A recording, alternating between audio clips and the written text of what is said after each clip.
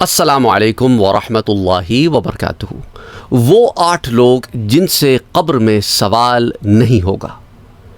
یہ ویڈیو یا اس سے ملتی جلتی ویڈیو میں پہلے بھی بنا چکا ہوں لیکن یہ سوالات بار بار آ رہے ہیں، اتنی دفعہ آ رہے ہیں کہ میں نے سوچا کہ بجائے اس کے کہ میں ایک بندے کو ان ایک ویڈیوز کی طرف لے کر جاؤں کہ وہ 8 کون لوگ ہیں جن سے قبر میں سوال نہیں ہوگا، اس پر ایک ویڈیو بنا دی جائے، اس امید کے ساتھ کہ ان لوگوں کے سوال کے جواب مل جائیں گے اور وہ اس ویڈیو کے نیچے آ کر یہ بات نہیں پوچھیں گے جو اس ویڈیو میں آلریڈی بتائی جا چکی ہے۔ کیونکہ یہ بھی میرے ساتھ ہوا ہے، آپ کو ہنسی آ رہی ہوگی کہ کیا بات کر رہے ہیں ساتھ صاحب، کہ وہ ویڈیو جس کے اندر میں نے اس سوال کا جواب دیا ہے جو وہ صاحب اسی ویڈیو کے نیچے یا وہ خاتون اسی ویڈیو کے نیچے پوچھ رہی ہیں، تو میں ان سے کہتا ہوں کہ کیا آپ نے ویڈیو دیکھنے کی زحمت بھی کی؟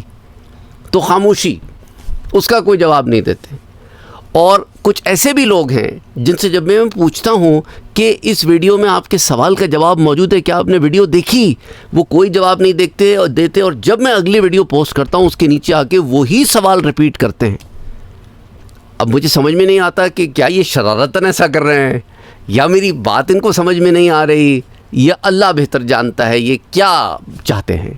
بہرحال میں اپنی طرف سے کوشش کر رہا ہوں، اللہ سبحانہ و تعالی مجھے بات کہنے کی اور سمجھانے کی توفیق عطا فرمائے، اور جن کے لیے کر رہا ہوں انہیں سمجھنے کی توفیق عطا فرمائے۔ اس ضمن میں ہمارے پاس رد المحتار میں ایک روایت آتی ہے، جس کے اندر رد المحتار میں، جسے آپ فتاوی شامی کے نام سے بھی جانتے ہیں، میں 1-2 منٹ آپ کے ذرا لیتا ہوں تاکہ آپ کو ان کتابوں کے بارے میں بھی ذرا علم دیتا چلوں۔ ان 8 کیٹیگریز کے بتانے سے پہلے رد المحتار، جسے فتاوی شامی بھی کہتے ہیں، اس کی جلد نمبر 2 صفحہ نمبر 191 پر یہ آتا ہے، یہ مذکور ہے، یہ لکھا ہوا ہے۔ لیکن رد المحتار کیا ہے؟ رد المحتار، جسے فتاوی شامی بھی کہتے ہیں، دراصل اس کتاب کا جو پورا نام ہے وہ رد المحتار علی در المختار ہے۔ یہ ایک کتاب ہے جس کا نام رد المحتار ہے، اور یہ لکھی گئی ہے ایک اور کتاب کی تشریح کے لیے جس کا نام در المختار ہے۔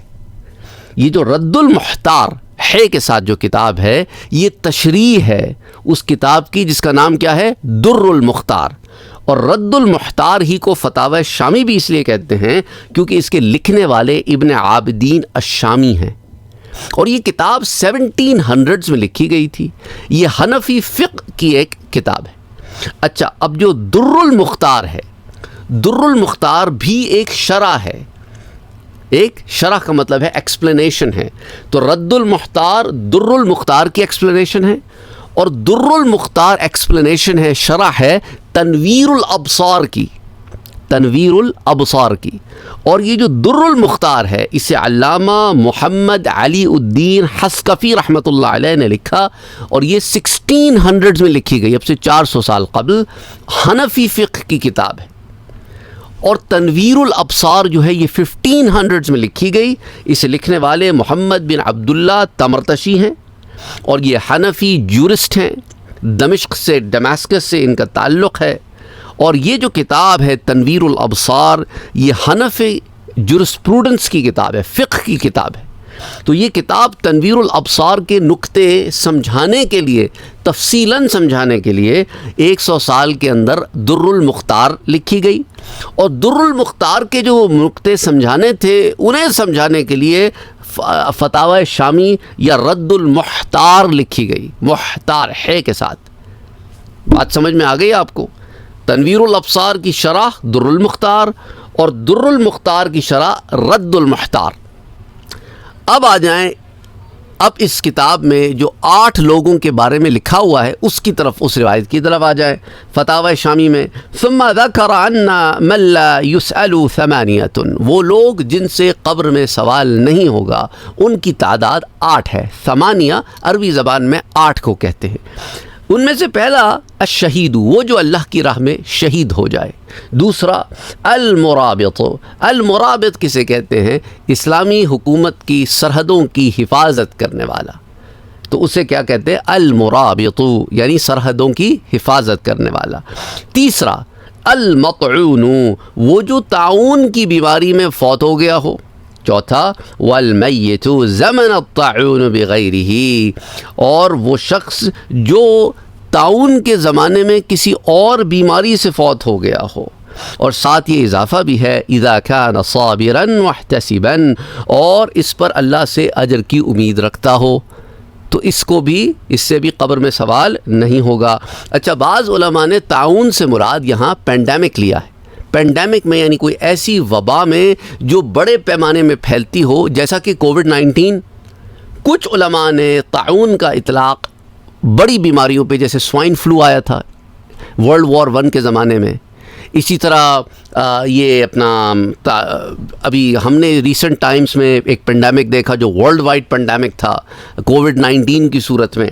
تو بعض لوگوں نے کہا کہ اس زمانے میں کیونکہ طاعون ایک وبا تھی تو اس لیے طاعون کا ذکر ہے. بہرحال اسی طرح جو ایک اور کیٹیگری ہے وہ کیا ہے الصدیق یعنی اللہ سبحانہ و تعالیٰ کا نیک اور مقرب بندہ جو مقام صدیقیت پہ پہنچ چکا ہو. یعنی شہید سے بھی اعلیٰ ہوتا ہے نا مقام صدیقیت کہ اللہ کا بہت نیک اور مقرب بندہ اس سے بھی قبر میں سوال نہیں ہوتا.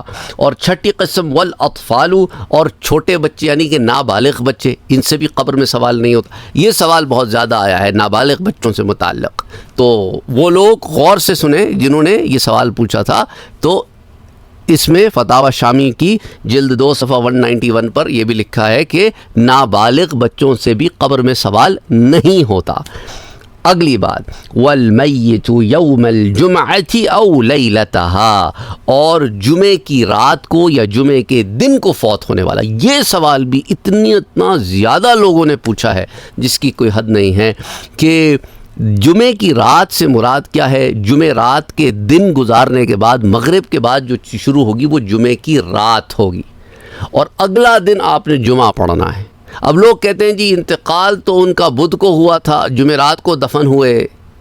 انتقال کو ان کا جمعرات کی دن کو ہوا تھا لیکن دفن جمعے کے دن ہوئے. یہ یہاں پر دفن کی بات نہیں ہے. یہاں پر کیا ہے والمیت یوم الجمعۃ او لیلتها جو فوت ہوا سے مراد جس کی روح اس کے جسم سے نکلی وہ کون سا دن تھا. جس دن دفن ہوا اس کا ذکر نہیں ہے. اذا دفنا نہیں ہے المیت ہے اس کے موت کا دن. اس کا موت کا دن یا تو وہ جمعے کی رات ہو یا جمعے کا دن ہو. تو میں سمجھتا ہوں اس سے زیادہ واضح میں آپ کو یہ بات نہیں سمجھا سکتا. اور خدا کے لیے میرے پاس یہ سوالات بھی بھیجنا بند کر دیں کہ فلاں جو ہے اس کا برزخ میں کیا حال ہوگا. مجھے کیا پتا کس کا کیا حال ہوگا.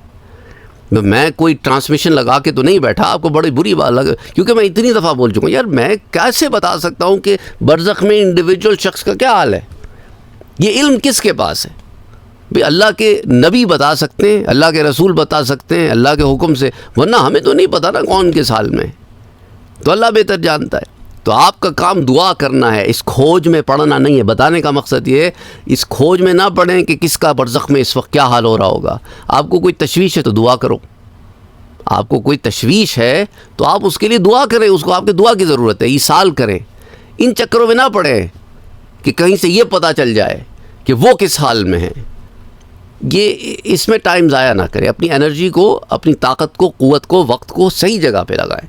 اور اس کے بعد والقارئ کل لیلۃ تبارک الملک اور وہ شخص جو ہر رات سورہ ملک کا پڑھنے والا ہو سورہ ملک کی ہر رات تلاوت کرنے والا ہو. اس کو بھی تو رد المحتار والیوم نمبر 2 پیج 191 اور دار الفکر سے اس کی پبلیکیشن ہے. یہ وہاں کی پبلشڈ بک ہے. بہرحال میں امید کرتا ہوں کہ اس سے آپ کو آپ کے سوالات کے جوابات بھی مل گئے ہوں گے. اور میرا یہاں پر مقصد کسی کی دل آزاری کرنا نہیں ہوتا. میرا مقصد بات کو سمجھانا ہوتا ہے کہ بات آپ کو اچھی طریقے سے ذہن نشین ہو جائے اور سمجھ میں آ جائے اور آپ ان سوالات کی چکروں میں نہ پڑے رہیں جس کا علم کسی کے پاس نہیں ہے. اللہ بہتر جانتا ہے. تو آپ ان سوالات کے چکروں میں پڑھنے کے بجائے اپنی کانسنٹریشن اپنے وقت کو صحیح مصارف میں لگائیں صحیح جگہ پر لگائیں. That's the point. So any way انشاءاللہ پھر اگلی دفعہ ملتے ہیں. السلام علیکم ورحمۃ اللہ وبرکاتہ.